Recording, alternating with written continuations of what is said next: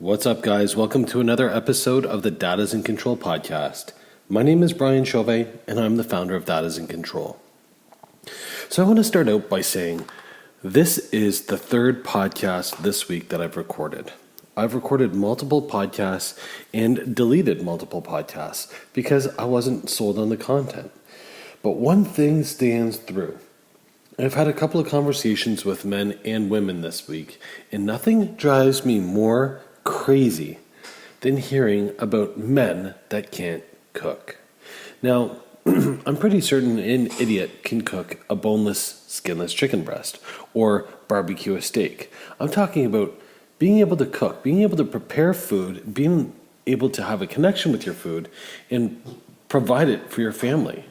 Now, this came to a head the other day. My wife was gone for a work trip, and one of my neighbors, I love my neighbors, brought me over some of their leftovers. And I love the way she cooks. She's an amazing cook. And I tell her, anytime you want to bring me food, bring it on over. But something that they said really got to me. They mentioned that, well, I know Heather's gone and you guys are probably hungry. Well, in my household, I do most of the cooking. Not because my wife can't cook, but because I love to cook. I love to have a connection with the food that I'm providing to my kids. I love to have that intimate knowledge of what is going on my table. I am not a professional chef, nor have I ever worked in a restaurant. But cooking is something that it's a fundamental skill that I've picked up over the years that I truly value. I value that connection. I crave that connection with my food. And I want my kids to learn how important it is to understand what's going on their plate and to be able to prepare meals and feed and nourish their family the proper way. I mean, yesterday on Instagram, I posted a picture of a full chicken that I was cooking.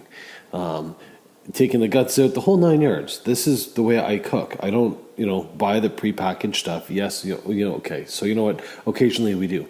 But primarily when I'm meal prepping, I buy full chickens and I make broth from the bones. And this is the kind of cooking that I'm talking about. Actually being able to prepare meals. All too often, guys, we're getting lazy and we rely so heavily on our partners, on our wives, to do all of the cooking because it's a woman's job. Well, frankly, I disagree.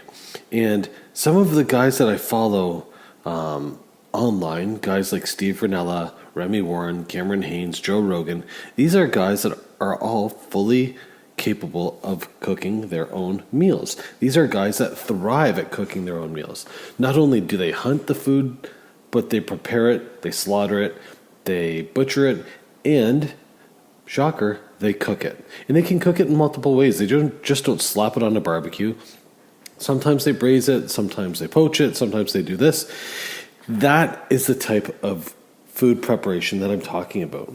It's an essential survival technique. What happens if your wife had to go somewhere for 4 months or she gets sick? Can you take care of your family without cooking hot dogs and craft dinner and soup and all of that bullshit? Now, don't get me wrong. If you're making the soup from bone broth and you're doing all of the preparation yourself, awesome. But a can of soup has very little nourishment. So I challenge you guys. If you're a guy that can't cook, if you're a guy that says he can't cook or hates to cook, why do you hate to cook? Why haven't you tried it? What haven't you done? What are you doing in the time of? Oh, I work so much. I work 60 hours a week and blah, blah, blah. Well, you know what? You have to eat. And what we put into our body matters. And it will reflect better on your job.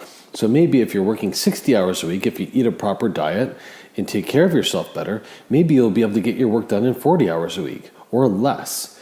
In this age of people becoming lazier and relying on fast foods and restaurants more and more, I worry about our kids. I worry about the knowledge passed down because I remember my grandmother making, wonderful meals from scratch. And her food always tasted better than anything else because it was made from scratch. It wasn't bought and it wasn't store-bought. And she physically made it with her own 2 hands. And where was my grandfather? Well, my grandfather wasn't in the kitchen. He was working in the fields. He was doing stuff. And I feel like the next generation, there is a disconnection in the food. And I want to bring that connection back. I want my children to enjoy cooking. I want my children to understand how to cook and have a basic understanding of what it means and how to do it. Because this skill is valuable. A man that can cook, a man that can take care of himself, a man that can take care of his family is going to be better off down the road. I feel like it's going to make for a happier marriage. I feel like it's going to make for a healthier family. And these are the values that I believe in. These are the things that I fully want to put out in the community. So this podcast today is for all of you guys out there that say they can't cook, that don't make the time to cook, that don't create the space to cook, that don't learn from your wife. And you know what? You can even use it as a connection experience with your wife. If your wife loves to cook, get in the kitchen with her. You don't have to put an apron on. You don't have to demasculate yourself, but get in the kitchen with your wife and get your hands dirty. Help her make.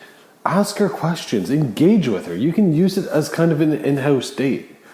Whether it's meal prepping on Sundays or an evening of just the two of you with a glass of wine, whatever it is. I challenge you guys. Get in the kitchen and cook for your family. It's an essential skill, and you won't be sorry that you did. All right, guys, so that's the episode for today. I hope you guys all learned something. And if this is a conversation that you want to continue, head on over to dadasincontrol.com and click the button to join our free Facebook group. And if you haven't already done so, please head on over to iTunes or the podcasting app that you're listening to this podcast on. Smash the subscribe button. Rate and review the podcast. By doing so, it gains us a lot of credibility. It helps us get more exposure to deliver our message to other people just like you that would benefit from hearing it, that would learn a few things. So thank you in advance for doing that. And until next time, have an amazing day.